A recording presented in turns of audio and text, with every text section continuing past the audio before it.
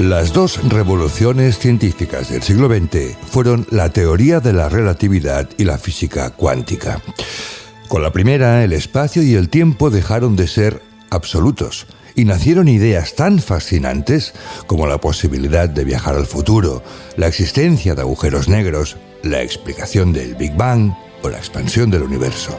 Con la segunda, la física cuántica, el mundo microscópico se nos mostró radicalmente distinto a lo que habíamos imaginado. Electrones, átomos, moléculas, fotones se comportan de maneras insólitas, sometidas a principios que desafían el sentido común. Sí, el siglo XX fue el siglo de la física porque en apenas unas décadas teorías y experimentos revolucionaron nuestra manera de concebir el espacio, el tiempo, la materia, el propio universo. Y el impacto fue tan profundo que no solo afectó a la ciencia, sino que transformó para siempre la sociedad. Este libro nos invita a recorrer estas revoluciones y a comprender sus consecuencias de la mano de un guía excepcional, conocido internacionalmente por sus aportaciones a la física teórica y espectador privilegiado de sus avances, Rolf Tarrak.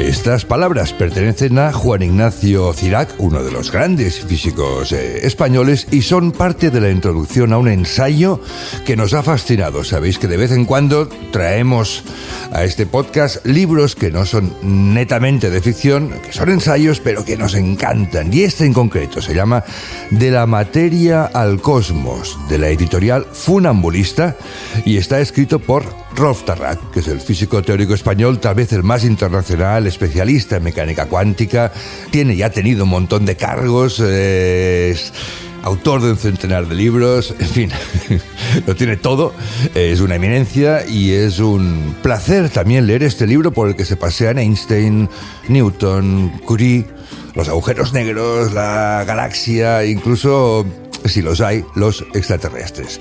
Bienvenidos a Librújula Podcast, con la colaboración de la Asociación Colegial de Escritores de Cataluña, de Cedro, y hoy tenemos el honor y el placer de charlar con el mismísimo Rolf Tarrak.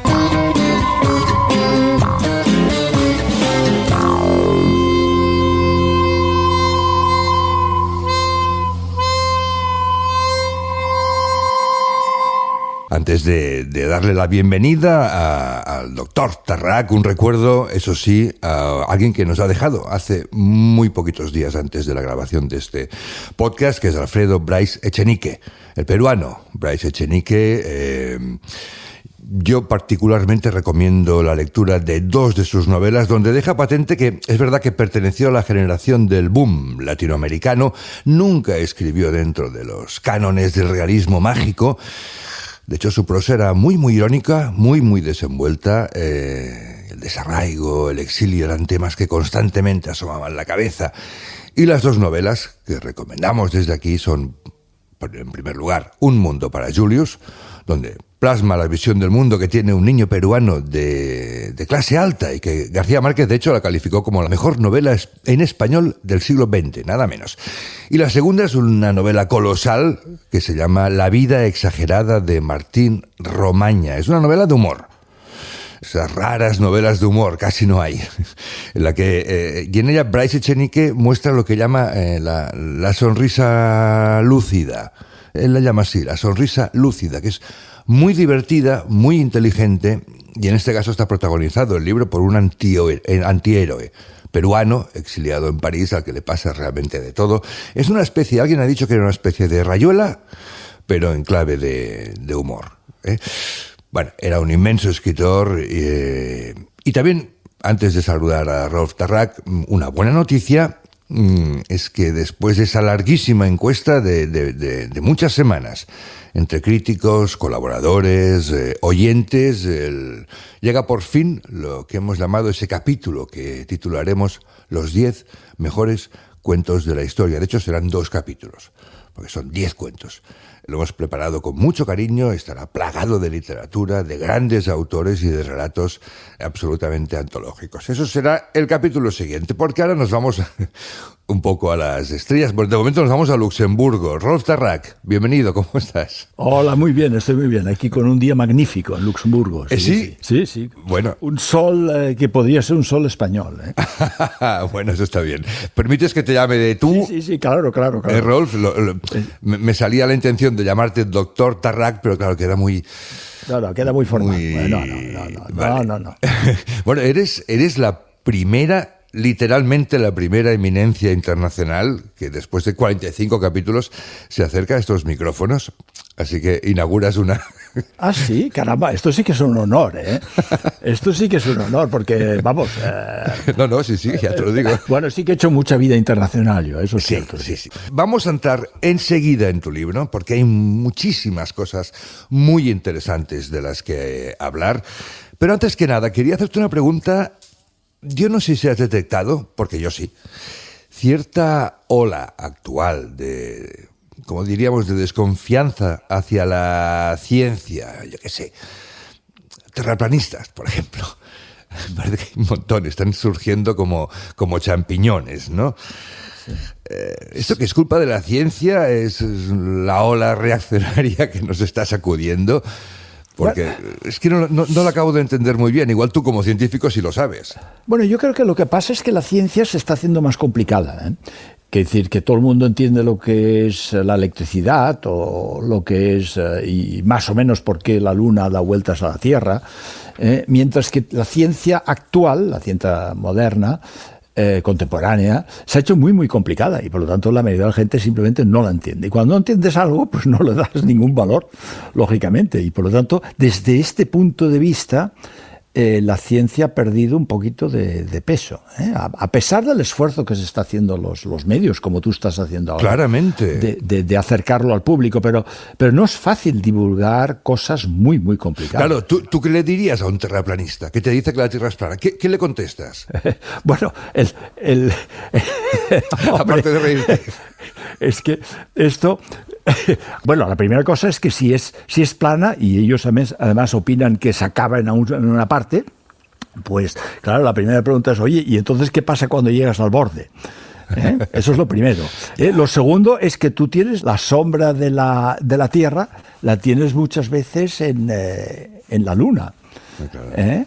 Y es curvada, claro. ¿Entiendes? O sea que bueno, en fin, y si te vas a la cima, te vas a la Neto, pues ahí ves la curvatura de la Tierra. Claro. Óyeme, brevemente, a todos nos gusta mirar un cielo estrellado, Rolf. ¿A quién no le gusta, no? De noche, claro. O en la montaña y tal. Tú cuando miras, brevemente, insisto, un cielo estrellado, ¿qué ves? Bueno, pues yo lo que veo es lo poco que somos nosotros. Eso es lo que veo. Me parece una respuesta fantástica. Y tranquiliza muchísimo, ¿eh? ¿En qué Porque sentido? relativiza, hace muy relativos los problemas del Homo sapiens, sí. Muy, muy relativo. Cuando veas esa inmensidad del universo. Bueno, nosotros solo vemos básicamente nuestra galaxia, ¿eh? Claro. Ya no te digo nada de otras galaxias y en fin. Ayer leía, no en tu libro, a ver qué te parece esto, porque a mí me dejó de piedra. De hecho, con estos temas a mí me explota bastante la cabeza, porque además no sé nada de ciencia, ¿no? Decía, si la Vía Láctea, nuestra galaxia, fuera del tamaño de Estados Unidos, el sistema solar sería como una mosca en mitad del Central Park. Bueno, sí, claro. A ver, la Vía Láctea tiene unos 100.000 años luz de diámetro. Y nuestro sistema solar, pues no tiene bastante menos que un año luz. Sí, o sea que, en fin, que somos muy, muy pequeños, ¿eh? Qué bueno. La Vía Láctea tiene miles de millones de estrellas. Solo la Vía Láctea, es que claro, es una galaxia. La Vía Láctea. Y la Tierra da vueltas al centro de la Vía Láctea a una velocidad de 250 millones de años, lo que se necesita para dar la vuelta. Bueno. Y no nos enteramos. Esto es una de las cosas importantísimas de la física, y es que tú no te enteras de las velocidades si no tienes una referencia. No te enteras. Bueno, Rolf. Bueno. No, está bien, porque de hecho vamos a hablar de otras cosas que también nos van a explotar un poco la cabeza. Así que tu libro, la verdad es que repasas con mucha minuciosidad toda la física del siglo XX. Déjame que me vaya a una cita que está en la página 33 de Madame Curie. Ajá. Dice: nada debe ser temido en la vida, todo debe ser comprendido. Es ahora el momento de comprender más para temer menos. Eso es. Es una cita tan repleta de sabiduría, comprender más para temer menos. Yo diría que en los tiempos en que vivimos Sí. me parece formidable. No, a mí es una cita que a mí me encanta y que la he utilizado muchas veces y que me la aplico a mí mismo. O sea que yo cuando no entiendo algo me inquieto. Entonces, bueno, pues... y aparte la gente tiene normalmente temores y miedo cuando simplemente no entienden. Claro. Cuando tú entiendes lo que es la vida y la muerte, y eso se puede entender, eso, en fin, es más bien biología, pero se puede entender perfectamente, pues le tienes mucho menos miedo a la muerte. Muchísimo menos. Oye, vamos a... No, está bien, y volveremos a ello. Cotilleo, perdón, Rolf, tengo que preguntártelo esto. Sí, ¿Es verdad que la mujer de Alfred Nobel tenía un amante matemático y por eso Alfred Nobel no incluyó las matemáticas en su selección de disciplinas? Escucha, en mi libro hay muchas historias de estas. Yo he conocido a físicos en todas las partes del mundo y he estado en sitios magníficos en los que te cuentan historias magníficas. Y esta es una de las que ha circulado, y efectivamente hay un matemático, y aunque no digo su nombre en el libro, pero aquí sí que lo puedo decir, se llamaba Mittag Leffler, y era un gran matemático sueco, y dicen, pero claro, esto no sé, que la señora Nobel pues tenía un lío con Mittag Leffler. Y esto pues no le gustó al señor Nobel, cosa bueno, que claro, es comprensible. Tiene lógica. Y por eso pues el premio Abel, que vino muchísimo más tarde, financiado por los noruegos, es un poco el equivalente del premio Nobel para matemáticas, que no existe. Vale. Sí. ¿Los físicos sois cotillas? No. No, hombre, no, cotillas no. Cotillas no, pero somos personas. Aunque a veces no lo parezcáis. No, aunque a veces no lo parezcan, y muchos de los grandes físicos son gente muy, muy extraña, muy, muy extraña. Vale. De hecho, en el libro cuento muchas historias. Sí, a mí eso me ha gustado mucho. De Dirac y de Pauli, yo qué sé, en fin, cosas muy pintorescas. Sí. Oye, Rolf, el mayor descubrimiento de la física del siglo XX es la teoría de la relatividad de Einstein. Bueno, es difícil decir si es la teoría de la relatividad, que por cierto son dos, la teoría especial y la general. Ajá. La teoría especial unifica el espacio y el tiempo, y la teoría general es la base de la teoría de la gravitación, y es el universo. Por otro lado, las ideas cuánticas son más complicadas y, desde mi punto de vista, más profundas. Y además no es una sola. Así como la relatividad, las dos las hizo Einstein, las ideas cuánticas las han hecho pues 20 o 30 genios. Vale. Ha costado muchísimo más. Bueno, de hecho, hay una aplicación, dices en el libro, muy práctica, digamos, de las teorías de Einstein. Cuánticas, sí. Sí, que son el GPS, ¿no? Los GPS, sí, claro. Sí, bueno, sí. Esos 24 satélites que orbitan la Tierra. Efectivamente, sí. Bueno, pero esto, cuidado, eso es más bien, yo no lo llamaría una aplicación, pero el GPS solo funciona gracias a una serie de correcciones que tienen que ver con que el tiempo en el satélite tiene un reloj atómico. Cada satélite tiene un reloj atómico. Sí. Y entonces el tiempo ahí transcurre pues más rápido o más lento, dependiendo de la velocidad, y esto es una consecuencia de la relatividad especial, o dependiendo de la altura en la que está el satélite, y eso es una consecuencia de la relatividad general. Y si no se hacen esas correcciones, pues el error del GPS son 100 metros o algo así. Vale. Por lo tanto, no sirve para mucho. Pues, Rolf, si te parece, vamos a hacer que nos explote del todo la cabeza a mí y a los oyentes. Corrígeme si me equivoco. Sí. Yo viajo a la velocidad de la luz, supongamos que se puede, ¿no? A 300.000 kilómetros por segundo por la galaxia. Sí. Y regreso al cabo de un año mío. Sí. Yo seré un año más viejo, pero tú habrás muerto hace 3.000 años. Efectivamente, yo habré muerto, sí, señor. Esto es así, ¿eh?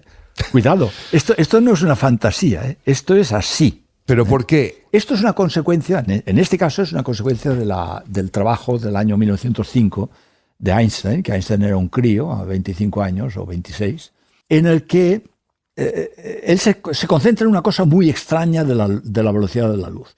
Y es que cuando tú recibes una señal luminosa y mides la velocidad, te sale 300.000 kilómetros por segundo. Pero te sale siempre, pase lo que pase, se acerque hacia ti el foco que te envía la luz, o se aleje de ti, o tú te acercas a la luz, siempre sale 300.000 kilómetros por segundo. Y eso no se entiende. Eso no se entiende. O sea, que hay que decir que tú, porque claro, si tú te acercas hacia mí corriendo en un tren, y el tren también se mueve, pues tú te acercas con una velocidad que es la suma de la velocidad del tren más tu velocidad.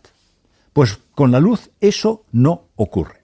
Y a partir de eso, Einstein llega a la conclusión que el espacio y el tiempo es una entidad única y que lo que es un intervalo de espacio y un intervalo de tiempo, para ti no es lo mismo que para mí si yo me muevo con respecto a ti. Uh-huh. Y así es que lo que es el tiempo pues disminuye, aumenta, porque se transforma en espacio. Aquí viene la cosa. Ya sé que te va a explotar la cabeza. No, ya lo ha hecho Rolf, pero sabía que pasaría, con lo cual ya vengo con las aspirinas. Entonces, dime una cosa. Por ejemplo, la galaxia vecina, Andrómeda es la galaxia vecina nuestra. Sí.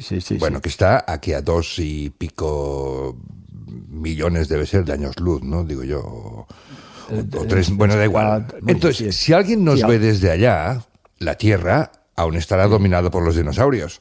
Ellos verán una Tierra dominada por los dinosaurios todavía. Bueno, estos desaparecieron hace 66 millones de años, ¿eh? Pero bueno, sí, si te pones lo suficiente... Efectivamente, no, es correcto. O sea, la información que nos llega a nosotros, pues vamos al revés, lo que nosotros vemos del centro de nuestra galaxia, que está a 26.000 o 27.000 años luz, lo que nos llega... Sí. Eso que nos llega, eso que vemos en las antenas y tal, en los satélites y tal, pues eso es como estaba hace 27.000 años. Vemos el pasado. Vemos el pasado, efectivamente. Todo lo que se observa es el pasado. Y bueno, de hecho, los rayos del Sol llegan con 8 minutos de retraso. Correcto, efectivamente. Sí, claro, o sea, vemos rayos antiguos. Y el reflejo de la luz de la Luna con 1 segundo y pico. Bueno, claro, pero entonces esto, Rolf, también hablas de esto en tu libro. Claro, eso dificulta, esto a mí me lleva a la famosa, que no sé dónde la tengo por ahí, tenía una pregunta para quedar yo muy bien, pero no la encuentro. La famosa paradoja de Fermi. Magnífico. La voy a decir de memoria, ¿no? Que es, dilo, adelante. No, me voy a equivocar, Rolf. Sí, pues ya lo corregiré. Si te equivocas, ya lo diré. La cuestión es, él dijo, Enrico Fermi dijo, los extraterrestres existen y sin embargo no están. ¿Dónde están? Exacto. ¿O dónde están? Sí, él preguntó, ¿dónde están? Fermi, que era un genio, pues un poco antes de morir, que creo que murió en el 1955, un poco demasiado joven, ya tenía muy claro que debía existir vida por todas las partes en el universo. Y eso hoy en día casi no se duda de que exista vida. Otra cosa, claro, es si existe una vida inteligente, sea lo que sea que podamos entender bajo vida inteligente, porque claro, si existe vida inteligente, igual es una inteligencia que no reconocemos nosotros. Esto es otro tema. Pero él se preguntó, hombre, si hay vida por todas las partes, pues seguramente en algunas partes habrá vida inteligente. ¿Cómo es que no nos han enviado ninguna señal? ¿Cómo es que no vemos nada? Claro, pero digamos que para recibir esta señal, nosotros, el Sapiens, digamos, por ejemplo, bueno, hace 4 días, por así decirlo, que realmente somos capaces de recibir señales. Efectivamente. Es decir, la ventana que hay es muy pequeña. Efectivamente. Y eso fue cuando le envié un libro, una primera versión del libro a un amigo de Barcelona, un ingeniero que trabaja en inteligencia artificial ahora, me dijo, bueno, pero claro, que puede pasar que con el desarrollo de tecnologías muy avanzadas, en algún momento o desaparece la especie humana o simplemente se deja o entiende que es peligroso enviar señales. Claro. Y entonces, claro, si tú haces el cálculo, y se puede hacer, si te envían señales, o estás tú preparado en ese momento cuando pasa la señal, preparado tecnológicamente para leerla, o si no, la señal pasa y no te enteras. ¿Entiendes? Claro, perfectamente. Claro, en un universo observable hay, pues, ¿cuántos? 500 millones de galaxias. 1 billón, no sé, hay es lo que vemos. Sí. Muchas galaxias. Son trillones de planetas. Sí. El número de estrellas es inmenso y el número de planetas aún es más inmenso.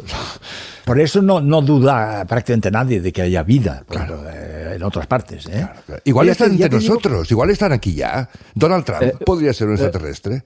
Bueno, eso es lo que, digamos, todos los grandes físicos húngaros, estos que los llamaron los marcianos, todos salieron de Hungría, pasaron por Göttingen para aprender mecánica cuántica y luego todos se fueron a los Estados Unidos. Todos eran de la burguesía judía y nada, todos acabaron ahí. Y en América los llamaban los marcianos. Y una de las razones es que, como eran tan geniales, que algunos pensaron que igual eran extraterrestres y que se hacían llamar húngaros. Que ya estaban aquí, digamos. Ya estaban aquí, efectivamente. En fin, que cuando veas un tío muy extraño puedes pensar, igual este es un extraterrestre. Bueno, por eso te decía que Donald Trump, vete a saber si es extraterrestre. Igual lo es, sí. Aunque no sé si es tan genial, tengo aquí mis dudas. Ya.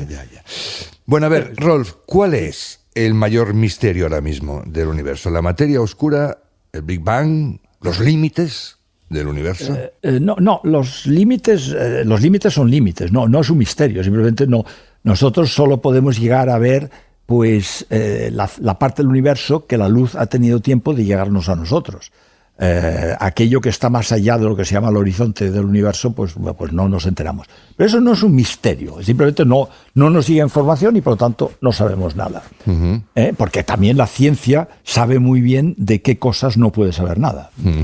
Claro. Hombre, en la física yo diría que hay, si tú quieres, dos cosas. Una es, obviamente, la famosa unificación de la gravitación con la física cuántica, que no se ha conseguido hacer después de 50 años de esfuerzos de gente genial. Y la otra, en cosmología, es la energía oscura. El hecho de que parece ser que no solamente que el universo está en expansión, sino que esta expansión se acelera, en contra de lo que siempre se ha pensado. Siempre se ha pensado que se decelera porque la gravitación la frena. Bueno, pues desde el año 98 se sabe que se acelera y eso simplemente no se entiende. Claro. Yo diría que estas dos cosas son los dos grandes retos de la física. Pero Rolf, puestos a no entender, si suponemos que el universo es finito, ¿qué hay luego? ¿Qué hay más allá? La nada, el vacío. No lo sabemos. Es que, claro, la ciencia, hablar de cosas de las que no tiene información, eso ya no es ciencia. Eso no es física, eso es metafísica, eso es filosofía. A ver, claro. Es decir, las ideas de dioses y seres extra no sé qué, todo eso es metafísica, es filosofía. La ciencia no tiene datos de eso. Claro, pero... O sea, no hay... Sí, lo entiendo, Rolf. Sí. Pero, bueno, no, lo entiendo o no, pero entiendo lo que me dices, pero has mencionado el Big Bang. Sí. ¿Quién le dio al play? ¿Dios? No, efectivamente, eso no lo sabemos. Tampoco. O sea, digamos, en los grandes aceleradores, en las energías del LHC en Ginebra, las máximas energías nos permiten llegar a una fracción muy, muy pequeña de un segundo después del Big Bang. Pero no más allá, no nos podemos acercar más. Para reproducir la situación anterior a la que hemos llegado hoy en día, habría que construir un acelerador más grande. Cosa que los americanos han decidido no hacer, los chinos están dispuestos a hacer, pero los americanos y los europeos no están de acuerdo, y el CERN está haciendo una propuesta para hacerlo, pero ya veremos si se paga eso. Pero lo que había antes de ese Big Bang tampoco lo podemos saber. Bueno, es que en el Big Bang se crea el espacio-tiempo. Bueno, pero... Por lo tanto, el concepto de antes no existe. A ver, hay una analogía muy bonita. Vete al Polo Norte, ¿vale? Tú estás en el Polo Norte. Y ahora, estando en el Polo Norte, continúa yendo al norte. ¿Qué haces? No hay. No hay.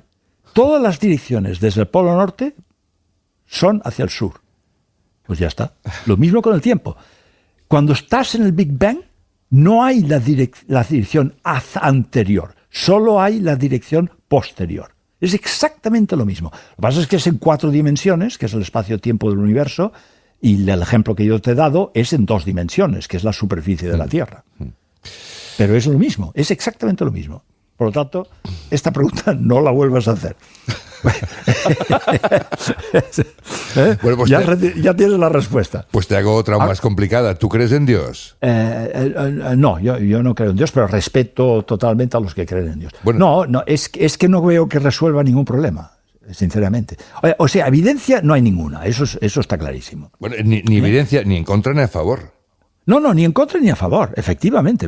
Eso tienes toda la razón en lo que acabas de decir. No hay, ni se puede demostrar que no existe, ni se puede demostrar de que existe. Es una creencia y como tal, pues ayuda a mucha gente y en este sentido tiene todo el sentido. Pero lo que pasa es que ¿qué pasa si no tienes tú esta fe? Que es mi caso. ¿Qué quieres que yo haga? Que me la invente, que diga, ahora tengo fe. Pues es que no funciona así. Hombre, sería más fácil porque... Claro, efectivamente. Sí. Aún así, yo una vez le pregunté, te voy a... Bueno, no una intimidad, pero sí una... Yo le pregunté una vez a mi abuela, que era muy creyente, ¿quién creó a Dios? Sí, efectivamente sí. Y me dijo que me fuera a comer galletas con leche, un colacao. Exacto. Y que me dejara de preguntar raras. Exacto, sí. Bueno, tú ya sabes que hay muchos filósofos que se han pasado la vida pues demostrando que Dios existe o demostrando que Dios no existe, ¿no? Y todos son argumentos de este estilo, ¿no? Y obviamente todos ellos pues fallan. No. Claro. A ver, cuidado. Si Dios existe, esto es el primer condicional, y si quisiera, segundo condicional, entonces nos podría demostrar de que existe. Por ejemplo, en el libro pongo el ejemplo de que entonces podría Dios mover las estrellas que vemos por la noche y ponerlas de tal forma que se lea en el cielo, yo existo. Estoy aquí, ¿no? Estoy aquí. Hola, estoy aquí.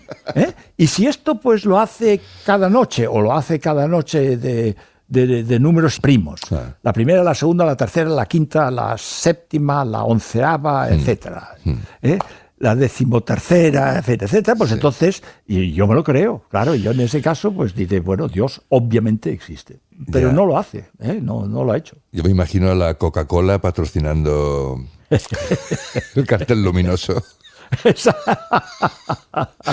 Oye, cuidado, que hay gente que son capaces de tener una influencia increíble en la conciencia de otros. Acuérdate cuando 200 personas se suicidaron colectivamente en Guayana. Hoy sí. Sí. No sé si te acuerdas. Sí. Hace 40 años o algo así. Bueno, pues esto es obviamente un chamán o un religioso, un individuo curioso que tenía la capacidad, y esto parece ser que hay gente, de controlar los cerebros de una serie de personas. ¿Pero eso qué tiene que ver con la Coca-Cola o con Dios? Bueno, eso no tiene que ver con que si controlan tu cerebro también te pueden hacer creer que Dios existe o que Dios no existe. Bueno, y ya que has mencionado esto, ya que has mencionado una secta, digamos, era una secta efectivamente. Sí, era una secta. Sí. Una secta es un lugar del que es muy difícil salir o imposible. Un agujero negro es como las sectas del universo, ¿no? Muy bien, esto es una analogía que no se me había ocurrido. Muy bien, ahí. Carlos, me estás enseñando cosas. Sí, vale, muy bien, sí, anda. No, efectivamente, en el agujero negro se puede caer y el que cae no nota nada extraño, en principio. O sea que pasa el radio de Schwarzschild, que es donde empieza el agujero negro, y una vez lo ha atravesado, pues ya no puede salir. Ya no puede salir ni puede enviar una señal hacia afuera, porque la luz, las trayectorias de la luz se curvan de tal forma, eso es una consecuencia de la teoría general de la relatividad de Einstein, se curvan de tal forma que se quedan dentro, y nada sale. Bueno, salvo que Hawking luego, en el año 74, demostró que sí que sale algo, por un efecto cuántico. Esto es uno de los pocos fenómenos en los que se combina la relatividad general con la física cuántica, la radiación de Hawking. Vaya. Este también era un hombre interesante. Sí, ¿verdad? Sí. Vino a Barcelona al menos una vez, porque es cuando... ¿Le conociste? ¿Le conociste? Lo conocí. Creo que lo invitó Jorge Wagensberg. Sí. Y estuve charlando con él un rato. Bueno, charlando es una forma de hablar. Sí. Y bien. Y luego lo volví a ver en Cambridge, que fui un verano y ahí pues estuve en su instituto y lo vi en algún momento. Sí. Bueno, hay quien dice que vivimos en un agujero negro. Bueno, no, es que esto es perfectamente posible. O sea, cualquier objeto, eso también lo explico en el libro, cualquier objeto, si tú mantienes el tamaño del objeto y vas aumentando la densidad, en algún momento se transforma en un agujero negro. Entonces, cuando los agujeros negros son muy grandes, con mucha masa, son también grandes de tamaño. El agujero negro que tenemos en el centro de la galaxia, que tiene una masa de 4 millones veces la del Sol, pues es grande, es un agujero negro grande. Y entonces podría ser, si tú haces los numeritos, podría ser que todo el universo sea el interior de un agujero negro. Podría ser. Bueno. No sé si esto nos consuela, pero bueno. Bueno, ya puestos, en fin, con todo lo que estamos hablando, todo es posible. Esto es como los universos paralelos, ¿no? Los Efectivamente. Que también vale, pues. Sí, bueno, los universos paralelos salen en dos contextos. En un contexto es el de la física cuántica. ¿Tú te acuerdas que cuando haces una medida en el mundo cuántico, te pueden salir varios resultados? Y entonces esto crea una serie de problemas filosóficos porque salen al azar los resultados. O sea, tienen una cierta probabilidad de salir, pero el que salga uno u otro es el azar cuántico, que es el único azar ontológico, serio que existe. Entonces, para resolver una serie de problemas filosóficos, pues hubo un individuo que dijo que lo que pasaba es que cada vez que se hacía una medida, se doblaban los universos y los diferentes resultados correspondían cada uno a un nuevo universo. Wow. Eso es uno, ¿no? Otro sitio en el que aparecen el multiverso, que es en un problema que se llama el principio antrópico, que lo que te dice es que si tú cambias un poquito las constantes, la carga del electrón, la masa del protón, la fuerza de la gravitación, cambias alguna constante un poquitín, entonces ya este universo, nuestra vida, tal como ha aparecido aquí, no aparecería. O sea, parece como si hubiese alguien que ha dado los valores adecuados a estas constantes de la física para que aparezca la vida. Bien.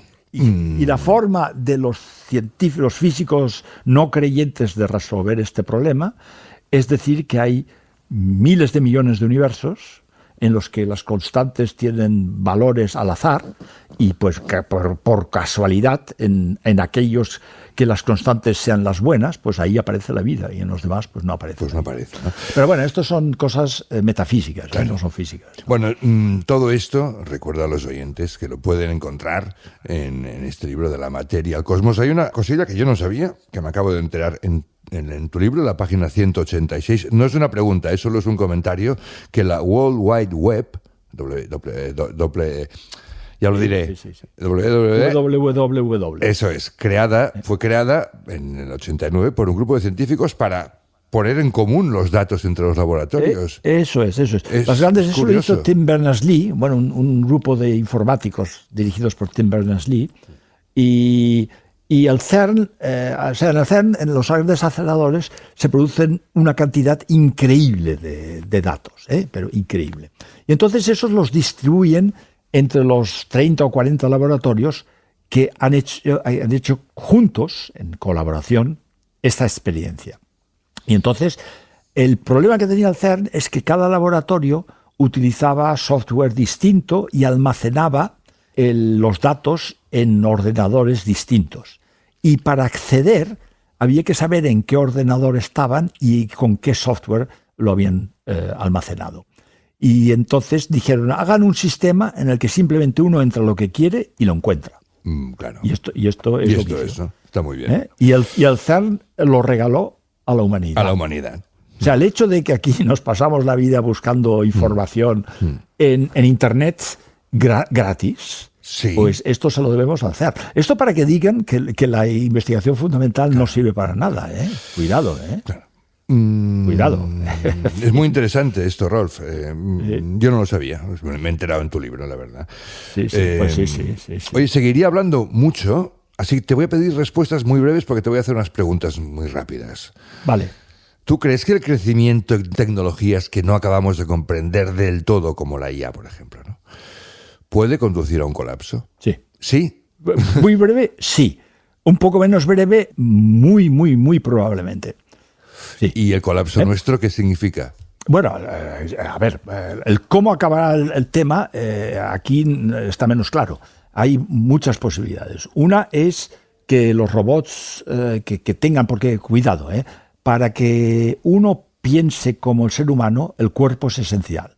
O sea, toda la información que nos entra a través del cuerpo y a través de nuestros genes y a través de nuestros sentidos es esencial para tener la inteligencia que tenemos nosotros. Por lo tanto, los sistemas de inteligencia artificial informáticos nunca serán como nosotros. Pueden ser más rápidos, pero serán distintos. Sí.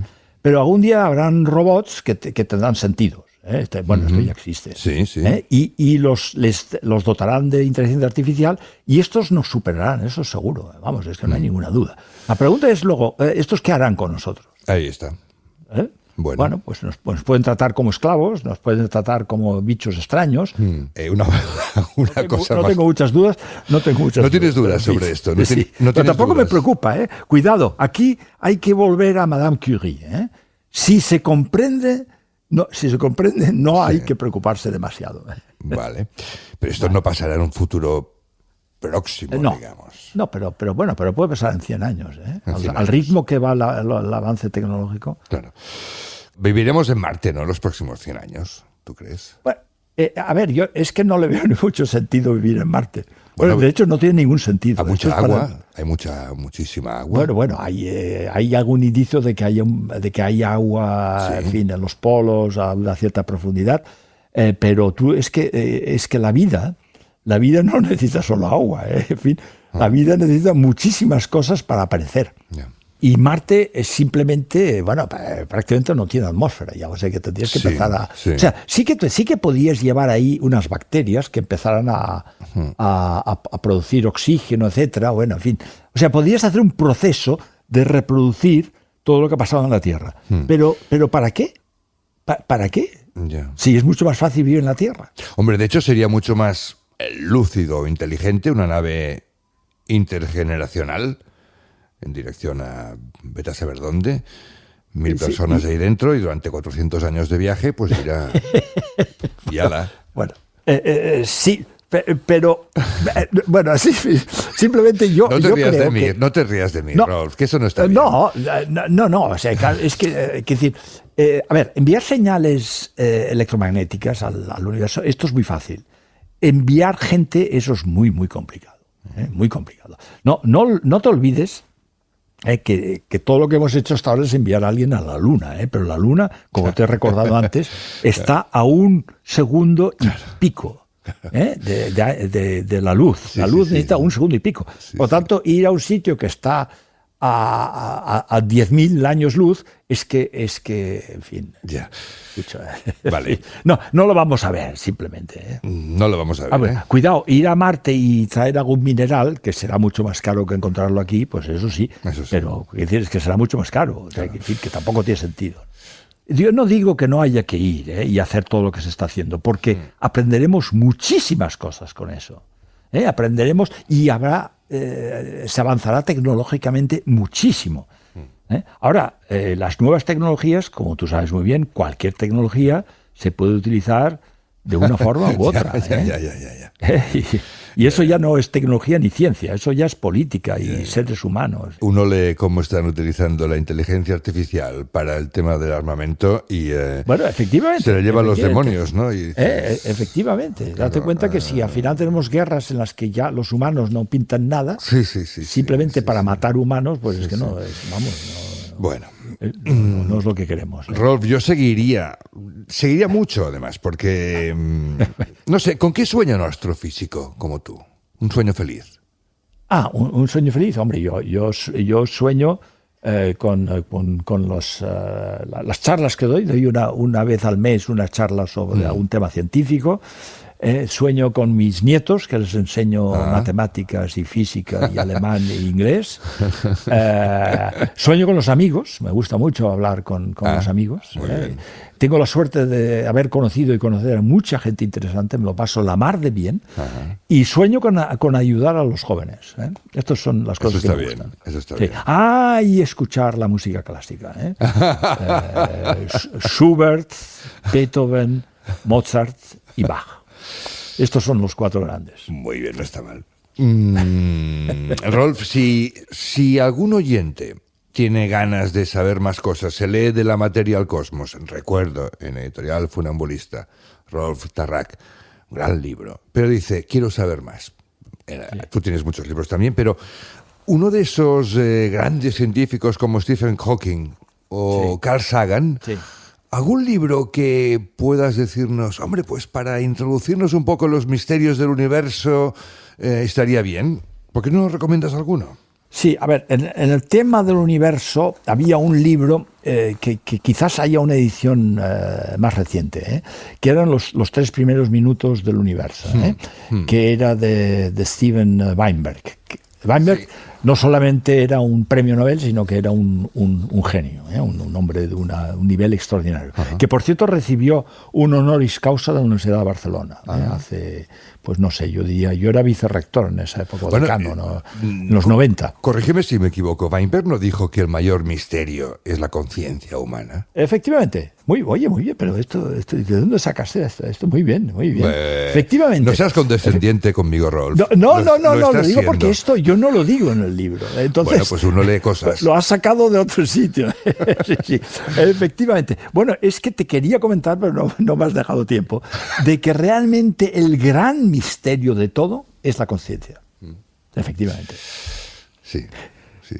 Efectivamente. El primer momento, por cierto, ¿no? Que con un grupo de catedráticos españoles, filósofos del derecho, y uno luxemburgués, hemos escrito un libro sobre el libre albedrío y la conciencia, sobre lo que se sabe hoy en día. Pero bueno, esto es el gran tema, sí, señor. Sí. Vale, pues contamos con algún libro de Weinberg. Sí.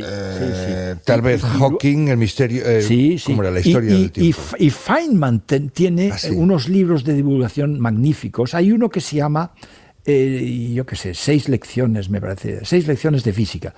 6 fáciles lecciones de física. Pero hay uno mejor que se llama 6 o 7, no me acuerdo, lecciones no tan fáciles de física, que es absolutamente magnífico. Muy bien. Apuntado. Bueno, hay muchos. Hombre, muy buenos, yo he leído Carl Sagan, porque a mí me gusta mucho. Es muy bien. Un gran divulgador. Tiene aquella serie, ¿cómo se llamaba? Cosmos, sí. ¿Verdad que sí? Y su mujer solía venir a Barcelona. Fíjate. Sí, Lynn Margulis, una bióloga de muy alto nivel. Caramba. Lynn Margulis. Pues, Rolf, se me ha hecho corto, con franqueza. Pues dentro de un año, si aún estoy vivo, me vuelves a invitar y continuamos charlando. Bueno, estás vivo porque tienes 4 nietecitos a los que enseñar idiomas. Aún tengo previsto continuar un tiempo, sí. Vale, estoy de acuerdo contigo. Pues antes del colapso, ¿no, Rolf? Antes del colapso. Antes del colapso. No es un mal título, para un libro. No, es silencio antes de colapso. Me gusta. No, pues, en fin, ahí queda eso, ¿no? Rolf Tarrac, mil gracias. Muy bien. Un abrazo y gracias a ti. Un Gracias abrazo, por invitarme, ¿eh? Suerte y enhorabuena por el libro porque es muy bueno. Gracias. Estupendo. Muchísimas gracias. Gracias.